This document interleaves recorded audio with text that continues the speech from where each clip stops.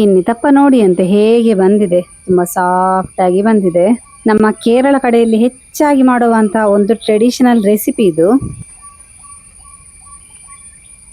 ಎಷ್ಟು ಮೃದುವಾಗಿ ಬಂದಿದೆ ನೋಡಿ, ಕೈಯಲ್ಲಿ ಎಷ್ಟು ಸ್ಮೂತ್ ಆಗಿ ಕಟ್ ಮಾಡ್ಲಿಕ್ಕೆ ಬರ್ತದೆ.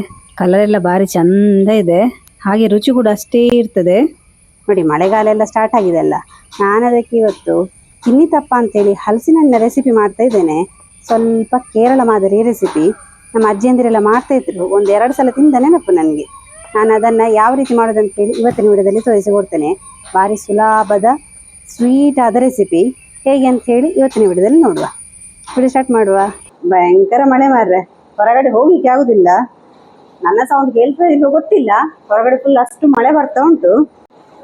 ಈ ಮಳೆಗೆ ಕಿನ್ನಿತಪ್ಪ ತಿನ್ಲಿಕ್ಕೆ ಭಾರಿ ಒಳ್ಳೇದಾಗ್ತದೆ. ಅದಕ್ಕೆಲ್ಲ ರೆಡಿ ಮಾಡ್ತಾ ಇದ್ದೇನೆ. ಅದು ಈ ಹಲಸಿನ ಹಣ್ಣನ್ನು ಯೂಸ್ ಮಾಡ್ಕೊಂಡು ಮಾಡ್ಲಿಕ್ಕೆ. ಈ ಹಲಸಿನ ಹಣ್ಣು ಕೂಡ ಭಾರಿ ಸ್ವೀಟ್ ಇದೆ, ಅಂದ್ರೆ ಇದು ಬರ್ಕೆ ಹಲಸಿನ ಹಣ್ಣು, ತುಂಬಾ ಸ್ವೀಟ್ ಇರ್ತದೆ ನೋಡಿ, ಗಟ್ಟಿ ಗಟ್ಟಿದೆ. ಇದರಿಂದ ಮಾಡ್ಲಿಕ್ಕೆ ಒಳ್ಳೇದಾಗ್ತದೆ ಕಿನ್ನಿತಪ್ಪನ. ಈ ಮಳೆಗೆ ಒಂದು ಕರಿದ ಪದಾರ್ಥ ತಿನ್ಬೇಕಂತ ಹೇಳಿ ಫೀಲ್ ಆಗ್ತದೆ. ಮತ್ತೊಂದು ಈ ತರ ಗಟ್ಟಿ ಅಡ್ಡೆ ಕಿನ್ನಿತಪ್ಪ ಈ ತರ ಎಲ್ಲ ಮಾಡಿ ತಿನ್ನುವ ಅಂತೇಳಿ ಆಗ್ತಾ ಇರ್ತದೆ. ಎಲ್ಲ ಬಿಡಿಸಿಟ್ರೆ ನಮ್ಗೆ ಅಪ್ಪ ಮಾಡ್ಲಿಕ್ಕೆ ಸುಲಭ ಆಗ್ತದೆ. ಗುಜ್ಜೆದ್ದು ಸೋಳೆ ನಂಗೆ ಇಷ್ಟು ಸಿಕ್ಕಿದೆ. ಇದನ್ನ ಮಿಕ್ಸಿಗೆ ಹಾಕಿ ನುಣ್ಣಗೆ ರುಬ್ಬಿಕೊಳ್ಳುವ. ಸ್ವಲ್ಪ ಕೂಡ ನೀರು ಹಾಕದೆ ಇದನ್ನ ನುಣ್ಣಗೆ ರುಬ್ಬಿಕೊಳ್ಬೇಕು. ಈ ತರ ಪೇಸ್ಟ್ ತರ ರುಬ್ಬಿಕೊಳ್ಬೇಕು. ಸ್ವಲ್ಪ ಕೂಡ ನೀರು ಹಾಕ್ಲಿಲ್ಲ. ಇದು ಹಲಸಿನ ಹಣ್ಣಿದ್ದೇ ನೀರು. ಭಾರಿ ಒಂದು ಸ್ವೀಟ್ ಇರುವಂತಹ ಹಲಸಿನ ಹಣ್ಣು. ಒಂದು ಮೀಡಿಯಂ ಸೈಜ್ನ ಅರ್ಧ ಕಡಿ ತೆಂಗಿನಕಾಯಿನ ಈ ತರ ತುರಿದಿಟ್ಟಿದ್ದೇನೆ. ಇದನ್ನ ಈಗ ಮಿಕ್ಸಿಗೆ ಹಾಕಿ ಇದರ ಹಾಲು ತೆಗೆಯುವ. ತೆಂಗಿನ ಹಾಲನ್ನ ಒಂದು ಅರ್ಪೆಯಲ್ಲಿ ಹಾಕಿ ಅದರ ತೆಂಗಿನ ಕೊಜಂಟಿಯನ್ನ ಮತ್ತೆ ಹಾಲನ್ನ ಬೇರೆ ಮಾಡುವ. ಹಾಲು ತೆಗಿಲಿಕ್ಕೆ ನನಗೆ ಗೊತ್ತುಂಟಲ್ಲ, ಇದಕ್ಕಿಂತ ಮುಂಚೆ ಎಲ್ಲ ಸುಮಾರು ವಿಡಿಯೋ ಮಾಡಿದ್ದೇನೆ. ತೆಂಗಿನ ಹಾಲು ತೆಗೆಯುವುದು ಹೇಗೆ ಅಂತ ಹೇಳಿ ಎಲ್ಲ ತೋರಿಸಿಕೊಟ್ಟಿದ್ದೇನೆ ಅದರಲ್ಲಿ ನೀಟಾಗಿ. ಬೇಕಾದ್ರೆ ಈ ತೆಂಗಿನ ಹಾಲನ್ನು 2-3 ಸಲ ತೆಗೆದಿಡ್ಬೋದು. ನಾನಿಲ್ಲಿ 2 ಲೋಟ ಆಗುವಷ್ಟು ಅಕ್ಕಿ ಹಿಟ್ಟನ್ನು ತಗೊಂಡಿದ್ದೇನೆ ನೋಡಿ. ಅಕ್ಕಿ ಹಿಟ್ಟನ್ನು ಒಂದು ಬೌಲಲ್ಲಿ ಹಾಕಿಟ್ಟಿದ್ದೇನೆ. ಅದನ್ನ ಸ್ವಲ್ಪ ಫ್ರೈ ಮಾಡಿಕೊಳ್ಳುವ. ಸ್ವಲ್ಪ ಒಂದು 2-3 ನಿಮಿಷ ಫ್ರೈ ಮಾಡಿದ್ರೆ ಸಾಕು. ಈ ಕಿನ್ನಿತಪ್ಪ ಮಾಡುವ ವಿಧಾನ ಸ್ವಲ್ಪ ಡಿಫ್ರೆಂಟ್. ಹಾಗೆ ಇದನ್ನ ಅಕ್ಕಿ ಹಿಟ್ಟನ್ನು ಫ್ರೈ ಮಾಡೋದು. ನಾರ್ಮಲ್ ಅಪ್ಪ ತರ ಈ ಕಿನ್ನಿತಪ್ಪನ ಮಾಡ್ಲಿಕ್ಕಿಲ್ಲ. ಇದರ ವಿಧಾನ ನೋಡಿ, ಸ್ವಲ್ಪ ಅಕ್ಕಿ ಹಿಟ್ಟನ್ನೆಲ್ಲ ಫ್ರೈ ಮಾಡಿ ಎಲ್ಲ ಯೂಸ್ ಮಾಡ್ಲಿಕ್ಕೆ. ಹಾಗೇನೆ ಈ ಬಟ್ಟಲನ್ನೆಲ್ಲ ಹಾಕಿ ಅದನ್ನ ಬೇಯಿಸ್ಲಿಕ್ಕೆ. ಅದು ಸ್ವಲ್ಪ ಕೇರಳ ಕಡೆ ರೆಸಿಪಿ ಅಂತ ಹೇಳ್ಬೋದು, ಈ ಕಡೆ ಮಾಡೋದು ಸ್ವಲ್ಪ ಕಡಿಮೆ. ಆದ್ರೆ ಈ ಹಲಸಿನ ಹಣ್ಣು ಸಿಕ್ಕಿದ್ರೆ ನೀವು ಈ ರೆಸಿಪಿಯನ್ನು ತಪ್ಪದೆ ಮನೆಯಲ್ಲಿ ಟ್ರೈ ಮಾಡಿ. ಭಾರಿ ಒಂದು ಡಿಫ್ರೆಂಟ್ ಆಗಿರ್ತದೆ. ಇದು ಫ್ರೈ ಮಾಡ್ತಾ ಇರ್ಬೇಕಾದ್ರೆ ಸ್ವಲ್ಪ ಅದರ ಪರಿಮಳವೆಲ್ಲ ಬರ್ಲಿಕ್ಕೆ ಸ್ಟಾರ್ಟ್ ಆಗ್ತದೆ. ಅಷ್ಟಾದ್ರೆ ಸಾಕು. ಮತ್ತೆ ಇದನ್ನು ಬೇಯಿಸ್ಲಿಕ್ಕೆ ಇಡ್ಲಿಕ್ಕೆ ಉಂಟು. ಒಂದು ಪ್ಲೇಟಿಗೆ ಹಾಕಿಡುವ. ಇನ್ನು ಅದೇ ಬಾಣಲಿಗೆ ಅರ್ಧ ಕಪ್ ಆಗುವಷ್ಟು ಬೆಲ್ಲವನ್ನು ಹಾಕಿ ನೀರು ಮಾಡಿಕೊಳ್ಳುವ. ಒಂದು 1/4 ಲೋಟದಷ್ಟು ನೀರು ಸೇರಿಸುವ. ಬೆಲ್ಲ ನೀರಾದ್ರೆ ಸಾಕು, ಪಾಕೆಯಲ್ಲಿ ಏನು ಬರ್ಲಿಕ್ಕಿಲ್ಲ. ನಾನು ಪುಡಿ ಮಾಡಿ ತಗೊಂಡಿರೋದು ಅದಕ್ಕೆ, ಬೆಲ್ಲ ಬೇಗ ನೀರಾಗ್ತದೆ ಅಂತ ಹೇಳಿ. ನಾನಿಲ್ಲಿ ಬೆಲ್ಲ ಖಾಲಿ ಅರ್ಧ ಕಪ್ ಆಗುವಷ್ಟು ಮಾತ್ರ ತಗೊಂಡಿದ್ದೇನೆ. ಯಾಕಂತ ಹೇಳಿದ್ರೆ ಈ ಹಲಸಿನ ಹಣ್ಣು ಭಾರಿ ಸ್ವೀಟ್ ಇದೆ. ಈ ಹಲಸಿನ ಹಣ್ಣು ಅರ್ಧ ಸ್ವೀಟ್, ಹಾಗೆ ಬೆಲ್ಲ ಅರ್ಧ ಸ್ವೀಟ್ ಸಾಕಾಗ್ತದೆ. ತುಂಬಾ ಸ್ವೀಟ್ ಬೇಡ ನೋಡಿ. ಬೆಲ್ಲ ಈ ಹದಕ್ಕೆ ಬಂದ್ರೆ ಸಾಕು. ಫ್ರೈ ಮಾಡಿದ ಅಕ್ಕಿ ಹಿಟ್ಟನ್ನ ಒಂದು ದೊಡ್ಡ ತಟ್ಟೆಗೆ ಹಾಕೊಳ್ಳುವ. ಎಲ್ಲವನ್ನ ಚೆಂದ ಮಿಕ್ಸ್ ಮಾಡ್ಲಿಕ್ಕೆ ಉಂಟು. ಇವಾಗ ನಾವು ತೆಗೆದಿಟ್ಟಂತಹ ತೆಂಗಿನ ಹಾಲನ್ನು ಸೇರಿಸುವ.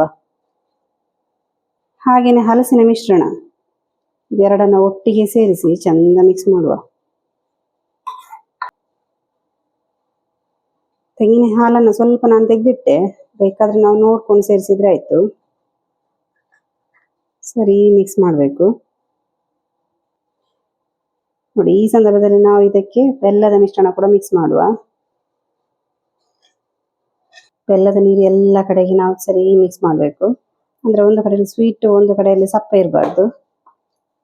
ಎಲ್ಲ ಸರಿ ಮಿಕ್ಸ್ ಆದ್ಮೇಲೆ ಸ್ವಲ್ಪ ನೋಡ್ಕೊಂಡು ಒಂದು ಅರ್ಧ ಲೋಟದಷ್ಟು ನೀರನ್ನು ಸೇರಿಸುವ ನೋಡಿ. ಈ ಹದ ಸರಿ ಉಂಟು. ಇನ್ನಿದಕ್ಕೆ ಸ್ವಲ್ಪ ಉಪ್ಪನ್ನು ಸೇರಿಸುವ. ಅದೆಲ್ಲ ಸರಿ ಮಾಡಿದ ನಂತರ ಲಾಸ್ಟಿಗೆ ಉಪ್ಪನ್ನು ಸೇರಿಸ್ತಾ ಇದ್ದೇನೆ. ಸ್ವಲ್ಪ ಏಲಕ್ಕಿ ಪೌಡರನ್ನು ಹಾಕೊಳ್ತೇನೆ. ಏಲಕ್ಕಿಯನ್ನು ಸ್ವಲ್ಪ ಗುದ್ದಿ ಪುಡಿ ಮಾಡಿ ಇಟ್ಕೊಂಡಿದ್ದೆ, ಅದನ್ನ 2 ಕೂಡ ಇವಾಗ ಸೇರಿಸಿದೆ. ಏಲಕ್ಕಿ ಹಾಗೆ ಉಪ್ಪು 2 ಕೂಡ ಸರಿ ಮಿಕ್ಸ್ ಆಗಬೇಕು. ಒಂದು ಪ್ಲೇಟಿಗೆ ಫುಲ್ ತುಪ್ಪ ಸವರಿಟ್ಟಿದ್ದೇನೆ. ಅದರ ಮೇಲ್ಗಡೆ ಒಂದು ಬಾಳೆ ಎಲೆ ಹಾಕಿ ಅದಕ್ಕೆ ಕೂಡ ತುಪ್ಪ ಸವರಿದ್ದೇನೆ. ಇವಾಗ ನಾವು ರೆಡಿ ಮಾಡಿದ ಮಿಶ್ರಣವನ್ನ ಈ ಬಟ್ಟಲಿನ ಮೇಲ್ಗಡೆ ಹಾಕುವ. ಸ್ವಲ್ಪ ಹದ ಮಾಡ್ಕೊಳ್ಳುವ.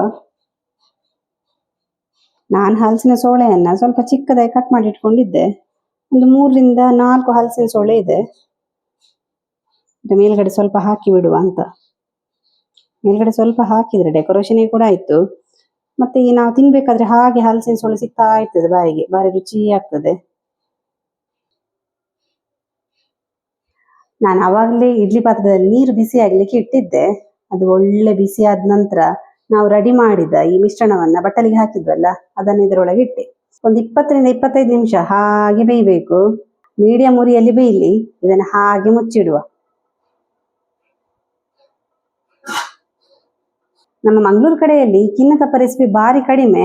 ಆದ್ರೆ ನಮ್ಮ ಅಜ್ಜಿ 1 ಸಲ ಅಥವಾ 2 ಸಲ ಏನೋ ಮಾಡಿದ್ರು ಮನೆಯಲ್ಲಿ. ನಾನು ಅದನ್ನು ತಿಂದು ನಂಗೆ ನೆನಪು. ಹಾಗೆ ಅವರ ಹತ್ರ ಕೇಳಿ ಈ ರೆಸಿಪಿಯನ್ನು ಇವತ್ತು ಮಾಡಿರೋದು. ಸುಲಭ ಇದೆ.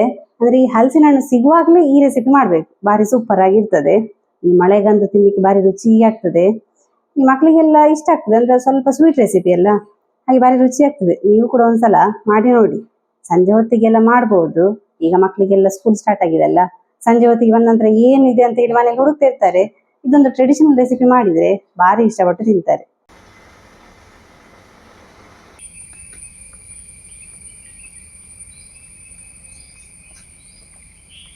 ನೋಡಿ ಹೇಗೆ ಬಂದಿದೆ ಅಂತೇಳಿ. ಈ ಹಲಸಿನ ಹಣ್ಣೆಲ್ಲ ಹಾಗೆ ಕಾಣ್ತಾ ಉಂಟು ಮೇಲ್ಗಡೆ. ತುಂಬ ಸಾಫ್ಟ್ ಆಗಿ ಚೆನ್ನಾಗಿ ಬಂದಿದೆ. ನೋಡಿ, ಕಿನ್ನಿತಪ್ಪ ನಾವು ಕೆಳಗೆ ಇಟ್ಟಾದ ನಂತರ 1/4 ಗಂಟೆ ಬಿಟ್ಟಾದ ನಂತರ ಈ ಥರ ಕಟ್ ಮಾಡಿದರೆ ಸಾಕು. ಕಿನ್ನಿತಪ್ಪ ನೋಡಿ ಅಂತ ಹೇಗೆ ಬಂದಿದೆ, ತುಂಬ ಸಾಫ್ಟ್ ಆಗಿ ಬಂದಿದೆ. ನಮ್ಮ ಕೇರಳ ಕಡೆಯಲ್ಲಿ ಹೆಚ್ಚಾಗಿ ಮಾಡುವಂಥ ಒಂದು ಟ್ರೆಡಿಷನಲ್ ರೆಸಿಪಿ ಇದು. ಎಷ್ಟು ಮೃದುವಾಗಿ ಬಂದಿದೆ ನೋಡಿ. ಕೈಯಲ್ಲಿ ಎಷ್ಟು ಸ್ಮೂತಾಗಿ ಕಟ್ ಮಾಡಲಿಕ್ಕೆ ಬರ್ತದೆ. ಕಲರ್ ಎಲ್ಲ ಭಾರಿ ಚಂದ ಇದೆ. ಹಾಗೆ ರುಚಿ ಕೂಡ ಅಷ್ಟೇ ಇರ್ತದೆ. ನೀವು ಕೂಡ ಈ ರೆಸಿಪಿ ಇಷ್ಟ ಆದರೆ ತಪ್ಪದೆ ಮನೆಯಲ್ಲಿ ಟ್ರೈ ಮಾಡಿ. ಹಾಗೆಯೇ ಈ ವಿಡಿಯೋ ಇಷ್ಟ ಆದರೆ ನಿಮ್ಮ ಫ್ರೆಂಡ್ಸಿಗೆ, ರಿಲೇಟಿವ್ಸ್ಗೆಲ್ಲ ಹೆಚ್ಚು ಶೇರ್ ಮಾಡಿ. ನಾನು ಇದೇ ಥರ ಇಂಟ್ರೆಸ್ಟಿಂಗ್ ವಿಡಿಯೋದೊಂದಿಗೆ ಮುಂದೆ ಸಿಗ್ತಾ ಇರ್ತೇನೆ. Thank you.